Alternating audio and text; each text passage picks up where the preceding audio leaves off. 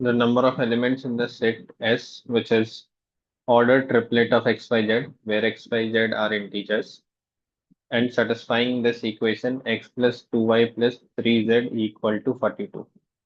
तो हमें x Y Z की वो सारी पॉसिबिलिटीज निकालनी है जो इस इक्वेशन को सेटिस्फाई करेगा, जहाँ पे एक्स वाई जेड इंटीजर्स हैं और वो ग्रेटर देन इक्वल टू 0 है, मतलब नॉन नेगेटिव इंटीजर्स हैं basically.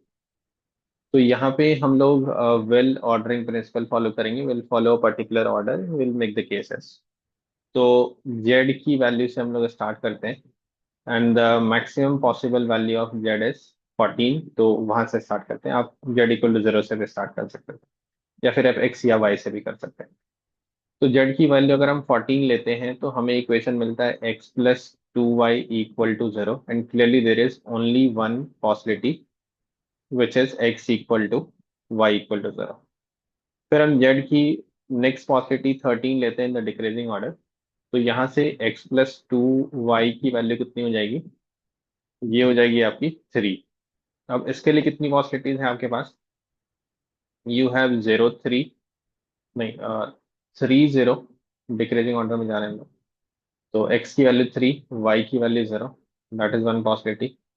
And the another possibility is x की वैल्यू 1 एंड y की वैल्यू 1।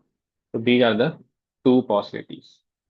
तो ऐसा है कि एक अभी बढ़ रहा है, लेकिन आपको ये दो तीन केसेस में देखना पड़ेगा कि एक एक करके बढ़ेगा क्या। आपको आइडिया लगे कि नहीं, एक करके हमेशा नहीं बढ़ेगा, but then also you will be able to generalise the pattern.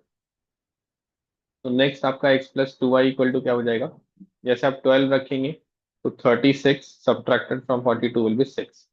तो आपके पास हो गया x plus 2y equal to 6। तो यहाँ पे आपके पास कितनी पॉसिबिलिटीज बन रही है? Again, you will go with x equal to 6, y is 0. Then x equal to 4, y equal to 1. X equal to 2, y is equal to 2. And x is equal to 4, y is equal to 1. And the last one is x is 0. X is 6, y is 0. So how many cases we have? I think I did a mistake. 2, 2 के बाद हम लोग decreasing order में जा रहे थे ना, तो we'll have 0 and 3. These are the four cases. Okay. Now अगर आप z की वैल्यू 11 रखते हैं तो यहाँ आपका एक ना बढ़ के दो बढ़ गया। z की वैल्यू जब आप 11 रखेंगे तो आपको x plus 2y is equal to 9 मिलेगा। तो यहाँ पे आप क्या केसेस करेंगे? आप y के हिसाब से केसेस बना लीजिए।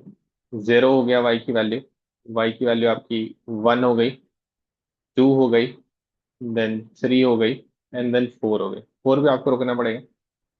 तो how many cases you have?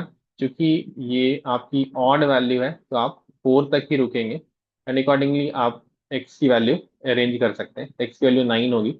In fact अगर आपने डायफाइनटाइन इक्वेशन पढ़ा होगा तो आपको पता होगा कि जब भी x और y इंटीजर्स होते हैं और A X plus B Y equal to C format का इक्वेशन है, तो x की वैल्यू जो है वो y के कॉफिशिएंट के अमाउंट से बढ़ती है घटती है।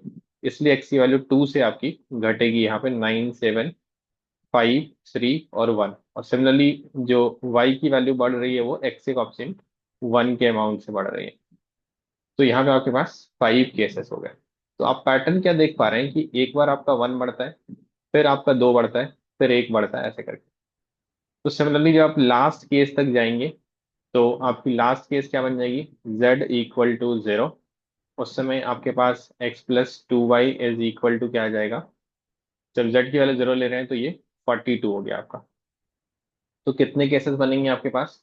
वही आप y की केसेस से बनाएंगे कि y की वैल्यू 0 से स्टार्ट होके 1 से लेके आपका लास्ट कहाँ तक जा सकता है? 21 तक।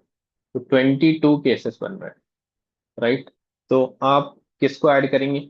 1 plus 2, then next is your 4 plus 5, then आपका फिर क्या हो जाएगा?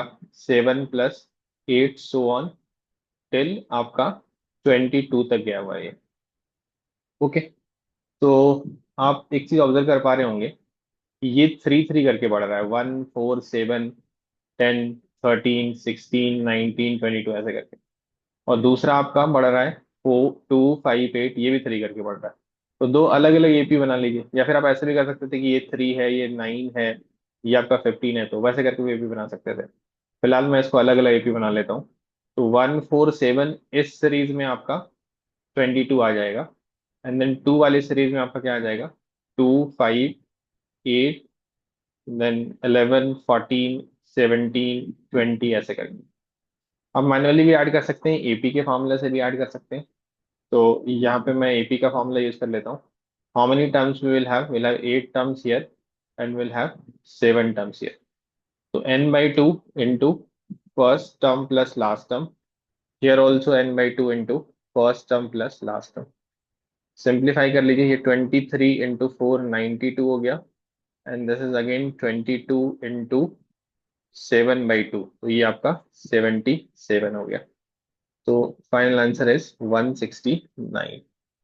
Let's check what is the answer given. 169 is the answer given.